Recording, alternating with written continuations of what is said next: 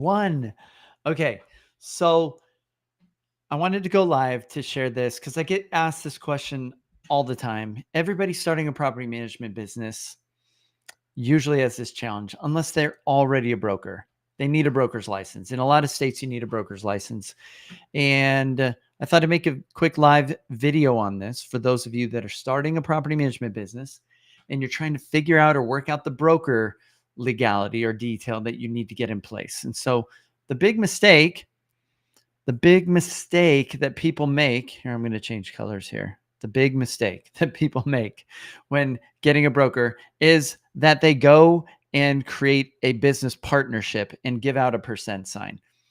Percent signs, here, let's just complete this line like this. Don't give out percent signs. It doesn't make sense to go and pair up with a broker and give out percent signs usually. Let me give you some examples. Let's say that this is the amount of money that your business makes. This is 100% of the revenue, right? Most businesses do not have 50% profit margin in property management. If you do, kudos. You're a badass. Way to go. You're awesome. You should flex. Go brag about it because that's rare. We do get clients over the 50% line. We have done that. The challenge is that usually margins are a lot slimmer than 50%.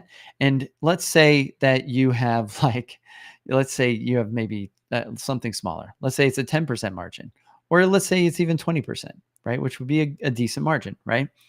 And then you go to a broker and you're like, hey, Mr. Broker, I'm naive. And so I want to start a property management business. How about we do a 50-50 split? That sounds fair. I'll have 50% and you'll have 50%. And then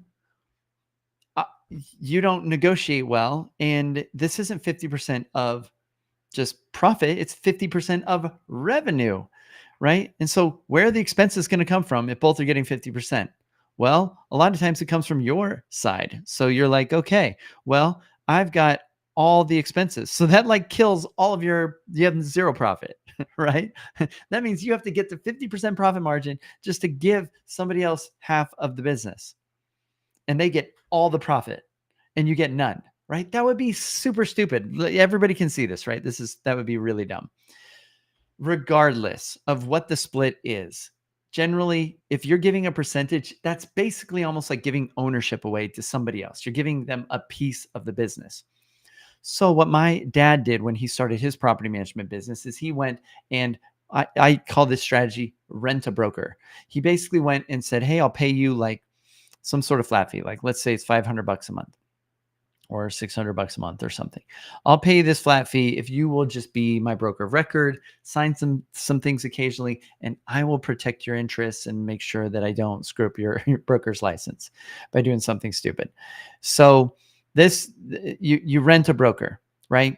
And now this seems expensive in the beginning, right? Because you're like, man, it would be so much smarter to just give them 50% of nothing when I'm starting out, because 50% of like nothing is zero. So that's great. I can start with like zero.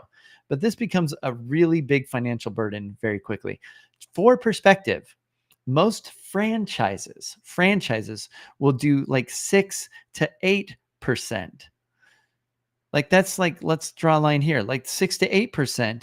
And a lot of franchisees feel that that is too big of a burden financially as they scale their business. 6 to 8%. And usually when you're creating some sort of business partnership or something, you're also giving up control. So don't give up control to somebody that's not going to actually do any work and contribute in the business. That's not smart. You need to make sure, if you're going to create any relationship with a broker, that the contracts are your contracts, that the business entity is your business entity, that the bank accounts are your bank accounts, that the trust account is your trust account, right? That everything legally, it's your business. And if the broker were to disappear or leave, you could just go rent another broker. You could go get another broker. Now, I do recommend you get your own broker's license, but if you don't have one, and depending on the laws and rules in your area, this may take a while. It might take like, it takes a while in California from what I understand. So my dad, maybe he took his time, but he like for 2 or 3 years, while building his business up, he rented a broker and eventually got his own broker's license and met all the requirements and the time and was able to get rid of that, get rid of that fee, and it was gone, right? And no longer had to spend the money on that. So recap, do not give out percent signs to anyone in the business is my recommendation. Avoid percent signs. Go on YouTube, just put in DoorGrow percent, and it should bring up our funny video, or just go to youtube.com/DoorGrow, go to our funny videos playlist and look for the one that's about percent sign like kills the property manager. I can't remember what the title is, but it's about this idea. And basically shows me pretending to be a property manager and my wife pretending to be somebody working for me as a business owner. And I'm paying her a percentage in the business, because sometimes I see people make this bad split with their PMs. They're like, well, I'm portfolio style and I'll give my property manager all this money. And so I was doing business development in this. I was adding doors in this hypothetical situation. And as the business grew, she was making more and more money, and I just had more and more expenses because I was giving her such a big split. So don't hand out percent signs. Like, don't avoid that. I mean, avoid that. Don't do that. So hopefully this gives you a better idea. Like, control your own business, make it your own business, and don't go get a business partner just because you're nervous.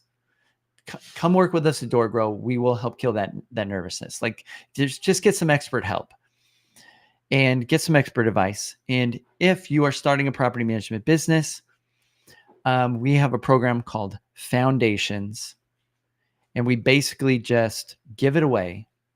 Because we were going to give it away for free, but then I was like, nobody will like even watch it or do it. But we have a training called Foundations. It's only $95, like one time. It's like, I'm like, we got to charge enough that it feels like it's actually, worth watching. And it's really good. We've gotten great feedback on it. It's going to help you avoid a ton of mistakes in getting your business started. We even included my favorite growth strategy called product research interviews. I will write the name here. Interviews, which is my favorite strategy for startups, because it gives you a lot of ideas and knowledge, and it gives you in how to sell to, like, what your target audience needs and what their concerns are. That usually takes you years to kind of develop in a lot of sales conversations. So this collapses time on that, and it gets you some new doors, like some new clients, right? That's doors.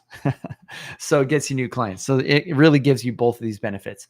And so this, I think, is a great strategy. And my secret, not so secret goal in creating DoorGrow Foundations was, and basically just like pretty much giving this away, right, which is valuable. It's very valuable. It will save you thousands of dollars. The reason we give this away is my secret goal is I want you to join our mastermind. And I know, here's the reality. Real talk now. This is like serious. I'm looking at the camera. Most businesses fail in the first 5 years, 90%. In the first year, about 50% of businesses fail. So I know that most people starting their business, they're not going to have the right support. They're not going to have the right belief. They're going to fail. Even more than that, even more than the ones that fail, don't even start. They don't even start their business. They have a fantasy business. They're dreaming of this business they're going to start someday, when they get all their perfect ducks in a row and when they can quit their day job or whatever it might be. So the reason we give this away is because I know most of you that are thinking of starting a property management business, you're not even going to do it. And so I want to give you every chance at success that we can. And for those that are going to do it, you're serious, we want to get you into our mastermind as quick as possible. And in order for that, you're probably going to need maybe, I don't know, between 10 to 20, maybe 20 to 30 units, depending on your market, doors, so that you can justify or afford to join this. And so that's why I wanted to give you this growth strategy in addition to helping you collapse time on making decisions. And there's content like this talking about how to set up a relationship with a broker in Foundations. This is just one of the many mistakes that startups make. If you want to avoid making a lot of mistakes getting this started, but you know how to manage properties. You've done property management. You have your own rental properties. You know you can do this. Don't make the mistake of not getting some good information and getting this going. So at least just get foundations. And then if you like this, which I assume you will, and you get a lot of value from it, and you're serious about starting your business, then talk to us about joining the mastermind, especially if you have the funds already to do it. Foundations is designed to just help you go from 0 to 60, right, miles per hour, like as fast as possible. It's just that the whole goal of Foundations, we have pricing basics, we have a bunch of basics. The whole goal is how fast can we get somebody from this fantasy of having a business to a reality of having doors and some clients, and it's off the ground, and it's legal, and it's set up correctly, and you're doing it right. That's the goal, is how fast can we get you to start this business and get it going. It's not, everything's not perfect. We're not talking about, it's not our pricing secrets. It's not like branding secrets. It's not like going deep into any of this stuff. That's the stuff we will do once you join the mastermind. We'll clean all that up, or we'll make everything really solid. And I can tell you all about that at another time.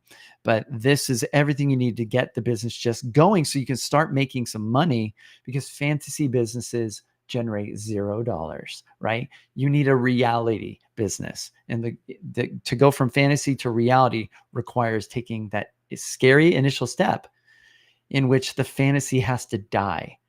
The fantasy dies. It has to, like, you have to murder the fantasy in order to have a reality, right? In order to have a reality, the fantasy has to die. That doesn't mean you give up your dream. It means the fantasy make-believe stuff you've made up and told yourself about starting this business. Oh, it's going to be great. We're going to be awesome. Everybody's going to love us. And we have all these people that might be interested in everything that you say. I've heard it a million times from people starting property management businesses. The second you go out into the marketplace and you try to get your first door and you get your first door, reality hits. You're like, man, I need a lease, and I need like contracts, and I need an agreement with the owners, and I need a property management software. And there's all this stuff. We're going to deal with all of that in Foundations so that you can get started. So hopefully this is helpful. And so don't make this broker mistake. And there's several other mistakes we don't want you to make. And hopefully this is helpful for you. If this was helpful, let us know in the comments. And if you have other questions or other things you'd like me to make a video about, let me know in the comments. And until next time, to our mutual growth. Bye, everybody.